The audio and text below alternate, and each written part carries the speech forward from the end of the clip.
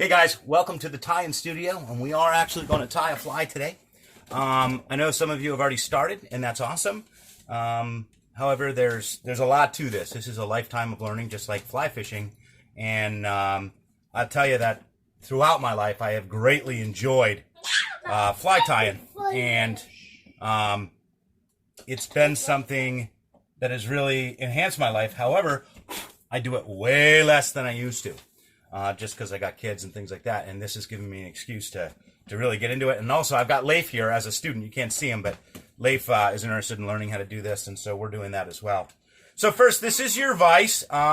This is my vise, which is different than yours. It's got it's a pedestal vise, so I can kind of carry this and put it on surfaces that don't have that clamp space. It's super heavy, the pedestal is. But essentially, it does the same thing. Make sure you tighten any screws that you have up in here, because those things are...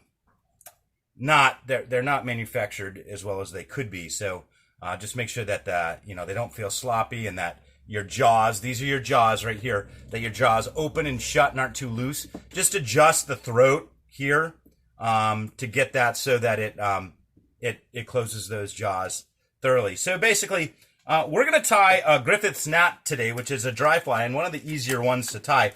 But I wanted to start with this because it's super effective, right? Works awesome on brook trout. So I'm gonna tie it in a size 14. You guys, I recommend tying it in the smallest hook size that you have in your kit, which I don't know exactly what that is. What's it say? It's called nymph hook. No, that's not. You don't want the nymph hook. You want the dry fly hook, because this is a dry fly.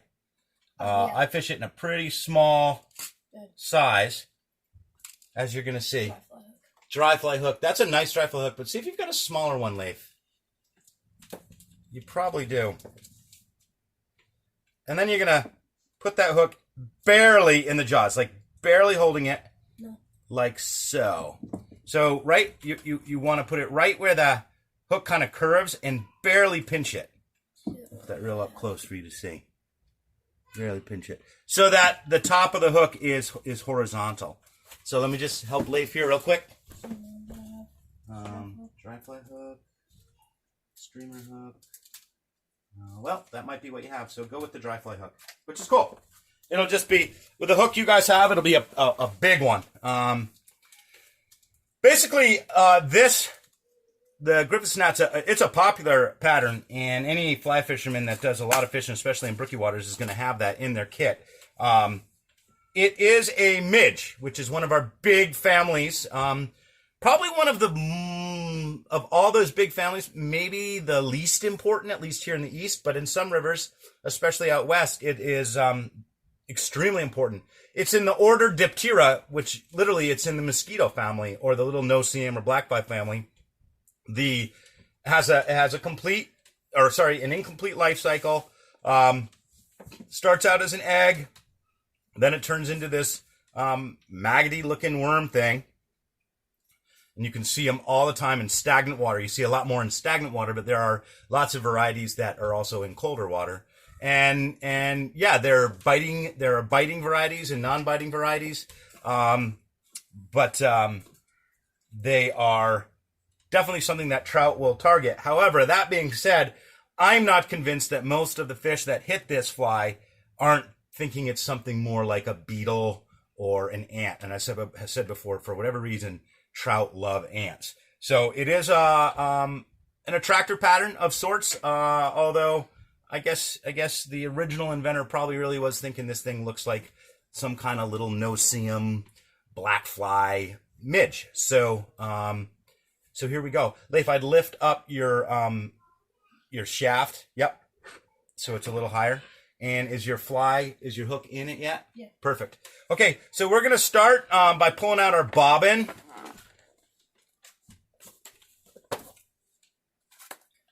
Here's our bobbin right here. And I'm going to use black thread. And it clips right on like that on either side here. There's holes on either side of that bobbin. And this is firmly gripped by my bobbin here. Thread comes in every different size, shape, and color. So I think you just kind of have a standard size, and I'm not too picky about that. I probably should be more picky, but I have hundreds of bobbins of thread, and I just kind of choose what I think looks best for the moment.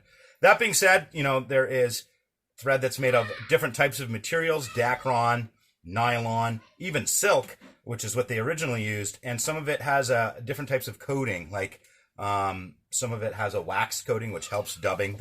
I'll explain that later. Stick better, some doesn't. So some is more shiny than others, some is kind of dull. So what I do is I take out about a foot of thread off the bobbin. Keep in mind, this stuff does break, so you're trying not to break it. And if the bobbin doesn't run freely, just kind of bend your holder there so it's a little looser, and so that, oops, see, I just broke it. That's common. Just kind of get rid of it there. I'm going to bend that a little more. It's actually the first time I've used this, which is cool. Until I get some, get out of there.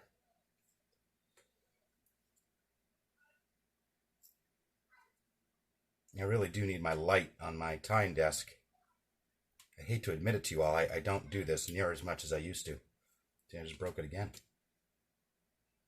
And I have a whole room dedicated to it. So, okay, that's much better. It comes off freely. I'm going to wet the tip of my thread. And I'm going to hold it right at the bottom of this flute right here. And when I do that, what I do, it's kind of gross, but it's really effective. I just kind of suck it through. And there it is. It's coming out the other end, as you can see. All right. We are well on our way. How you doing, Leif? Really give it a hard suck there. And let go of it while you're doing it. Are you putting it at the end? Let me see it. We'll do it another time here. Gonna do it through Leif's. Wow, that's a nice bobbin for that kit. Wow. Wicked nice. Dr. Slip bobbin. Maybe it is.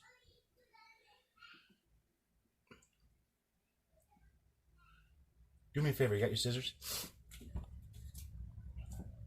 Cut the tip off that. Oh, you got my hand. No, you didn't. Hold it right there and you're through. All right. So now I'm going to start by just, this is kind of awkward because I actually tie backwards. I tie with my dominant hand. So most of the time if I was tying correctly, the jaws would be pointing toward my left hand. I have it pointing toward my right hand. I would just say whatever feels natural for you within that. But I start and I wrap away from myself. So I just start and I start right at the back of the hook, right where it starts, what's the word? Right where it starts turning. And I cover the entire horizontal section with thread, except for there's a no tie zone right before the eye. And of course it's tiny on this hook, but right before the eye, I do not tie. And there's enough wraps there that it'll hang on its own. And I'll take my scissors and I'll take the tail and I'll snip the tail. Except for that it didn't hold. So hold on. We will do that again. Right, like so. A way to make it hold is I'll take my tail, wrap my tail across the top of the horizontal section, and then wrap. Then I'll clip the tail. And it won't hold again. Hold on, guys. I promise I know what I'm doing here.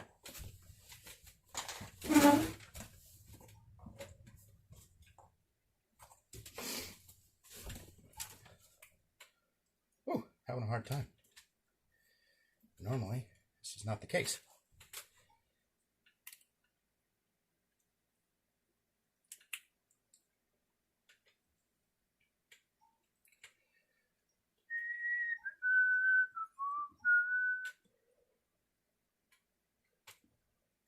That's going to hold that down. Do I tie like the whole entire piece like that? Pretty much. Yeah, you want to just make sure that you're not going, there's no thread that's going down the hook shaft. It's only on the horizontal section. Calm down. Okay, so that's what I want. In fly tying, the reality is that less is more. Less is more. So I don't want to gob on the thread. I just don't have the room for that. I'm going to start working back. Remember, wrapping away from myself. Back along the horizontal section of the fly. There's a teeny section behind the eye that I don't have any thread on. Now, I got to be careful of the hook, that very sharp hook there. If that catches my thread, it'll break, which doesn't ruin the application of the fly, but it's not good. All right, I'm going to take some hackle out. And most of the time with this, we're using grizzly, which is this black and white hackle. So high quality hackle is literally hard to find. It's extremely expensive. And they, the farms actually breed these chickens specifically for fly tying. And they don't like let that lineage out of their farm because they don't want other people to get it. So there's different sizes in here. You actually have like a hackle gauge. So I probably have one somewhere, but I don't use it anymore. Basically, that allows you to bend these hackles and see how far they stick out. So you have bend, and there's these really very distinct barbs. I'm tying a small fly, so I'm looking at the tip of each feather here. And I'm looking for the smallest barb I can find on this. I could probably get even smaller or better hackle, which I'm sure I have here in my tying room. But for now, we'll just do this. Okay, then I pluck it off, and there it is. All right. Now, it's this top section that I want. This is all waste. At least for this fly. I might use it for another, but it's that top section that I want. So I'm going to isolate that top section. I'm going to do something different than probably you would see in your manual. But trust me, I'm right. I'm going to actually tie this hackle from the tip. But I'm going to take all this excess waste, and I'm just going to grab it along the quill and pull it. And it strips right off. All right, you see that? Just strips right off. And this is a teeny fly, so I don't need much of this hackle. I already know that. Yep. I see the hackle you have in your box, and it's nice. It's small. You don't have a lot of it, so.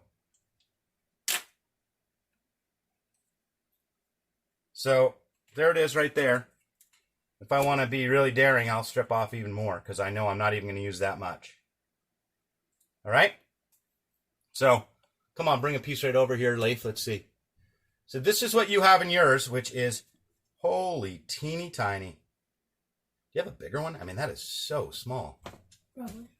Do you have a bigger piece of hackle? We'll save this. That's amazing. It's nice, but... No. The same bag. Oh.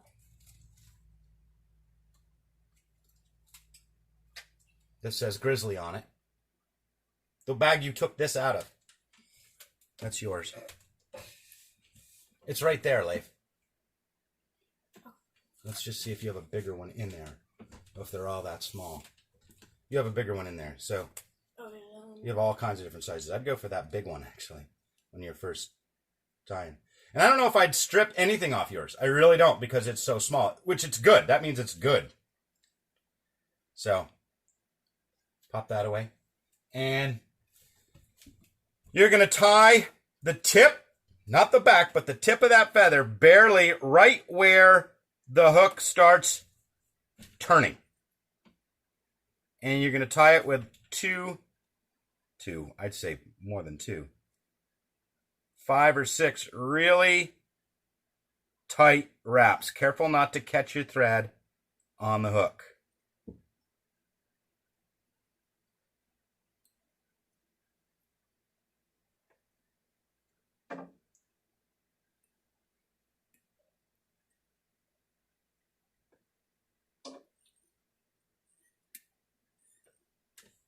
I kind of go diagonal so I don't catch the hook. There we go. That's nice. So it looks like this. All right. This fly really only has two materials. The second is a herl. Also could be called chenille or dubbing, but it's going to make the body of the fly. And we're going to use peacock herl, literally from a peacock here. And pull that herl out.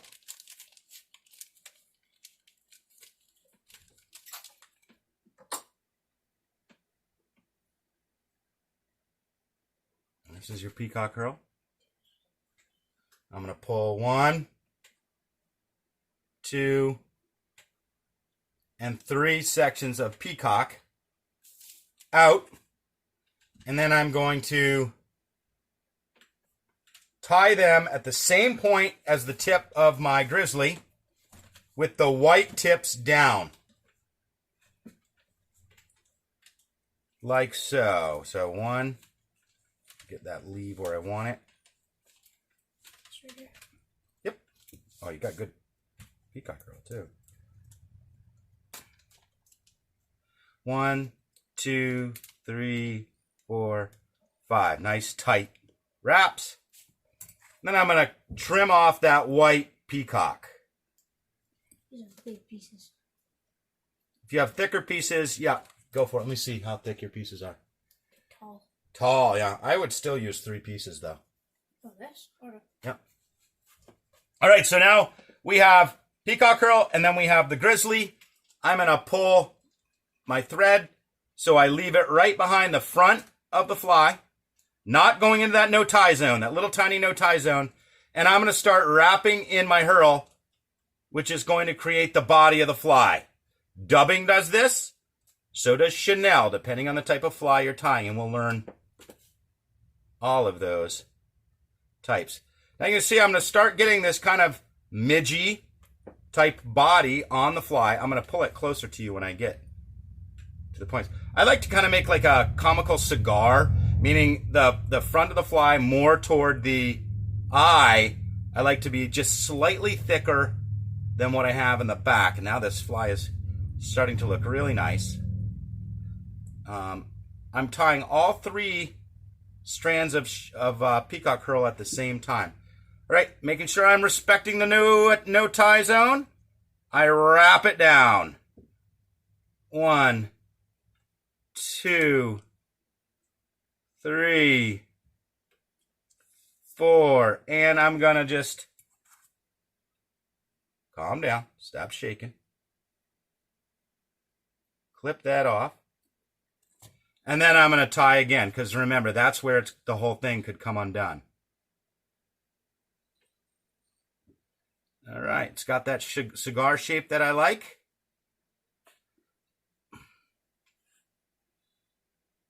Right there. Okay. You wrap this like around it? You tie it just like you tied on your hackle. Now, I will tell you, Leif, your hackle, which is really common, it's going the wrong direction, which isn't the end of the world. You can either take it off and put it the right direction, or you could tie like that. And Leif, don't get frustrated because it's your first time doing it, just like all these guys. It's hard. All right, so that's the body of the fly. What we're going to do now, tighten that up a little. What we're going to do now is I'm going to put on the wings. The wings, or which is the hackle, is going to be providing the float for the fly. So I just simply grab the hackle. Oh, I can use my hackle pliers, which are right here. Probably not. I'm just going to use my hand. And I'm going to wrap in a spiral pattern around the body of the fly.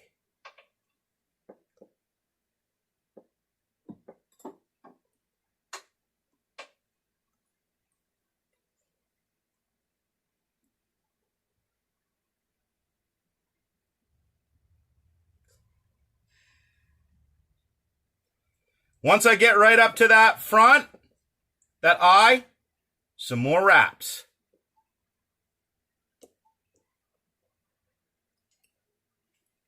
I put 4 nice wraps on there. Now I'm going to snip off any excess. Like so. And that's a nice Griffiths gnat. I am going to put what's called the head on the fly, which is thread, not covering the eye of the hook. And I'm going to attach a video of the whip finish that's from YouTube because I think they did it better than I can. I will say I'm going to dress the fly just by trimming off anything that's coming off the front. I may have actually even kept too much of that no tie area. However, that's all right because I definitely will put this in my fly box because that's going to catch me fish. I'm sure of it. Now I can sit here and tie, 6 more of those, and that's a good start to my season's supply. All right, Griffiths gnat. Very effective fly, very easy to tie. All right, thanks guys.